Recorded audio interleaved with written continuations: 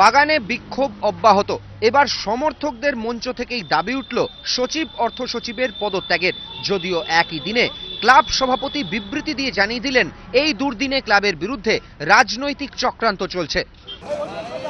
Mohun Bagan club প্রশাসনের বিরুদ্ধে বিক্ষোভের নামে রাজনৈতিক চক্রান্ত চলছে। শনিবার এমনই বিস্ফোরক অভিযোগ করলেন প্রাক্তন সাংসদ এবং মোহনবাগান সভাপতি। তাৎপর্যের বিষয়, ক্লাব প্রেসিডেন্ট যখন এই ইমেল বিস্ফোরণ ঘটালেন, ঠিক তখনই প্রেস ক্লাবে একত্রিত হয়ে বর্তমান ক্লাব প্রশাসকের বিরুদ্ধে তোপ দাগলেন সমর্থকেরা।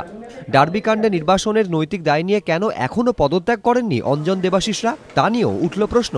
একটা ডার্বি ম্যাচে কোনো শীর্ষকর্তা মাঠে উপস্থিত ছিলেন না, সেখানে ওনারা রিমোট কন্ট্রোল দিয়ে একটা ডিসিশন দিয়ে দিলেন। তখন 80 সেকেন্ড আমরা নেমে গেলাম, সেই 80 সেকেন্ডের খেলাটা মোহনবাগানের কাল হয়ে গেল। তো এই মিসম্যানেজমেন্টের এগেইনস্টে আমরা কি করব? আমরা আওয়াজ তুলব না? সমর্থকদের পাশাপাশি ক্লাবকে বাঁচানোর দাবিতে সই সংগ্রহে পথে নেমেছেন সুব্রত, প্রশান্ত, মানস, বিদেশের মতো প্রাক্তন ফুটবলাররা।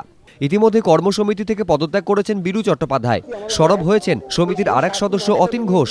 গলা মিলিয়েছেন বাগান বিরোধী পরিচিত মুখরাও। যদিও এ নিয়ে ফুটবলারদের মুখে কুলুপ।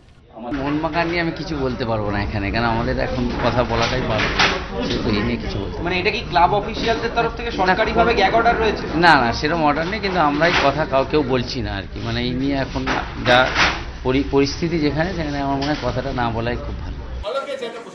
সূত্রের খবর, ইতিমধ্যেই ফেডারেশন প্রেসিডেন্ট প্রফুল প্যাটেলের সঙ্গে ভিতরে ভিতরে যোগাযোগ করে চলেছেন বাগান কর্তারা। সোমবারই সভাপতি, সচিব এবং অর্থ সচিব রওনা দিচ্ছেন নয়াদিল্লির উদ্দেশ্যে। 15 জানুয়ারি এক্সিকিউটিভ কমিটির বৈঠকে নির্ধারিত হবে বাগানের ভাগ্য। ভেতরে যতই অসন্তোষ থাক না কেন, আপাতত মুখ বন্ধ ওডাফারও। এদিনই দুর্গাপুরে আবাসিক শিবির সেরে ফিরেছেন দীপেন্দু টোলগেরা। বকেয়া বেতনের আশায় ফুটবলাররা আপাতত তাকিয়ে 17 জানুয়ারির দিকে। প্রদীপ্ত গোস্বামী, এবিপি আনন্দ, কলকাতা।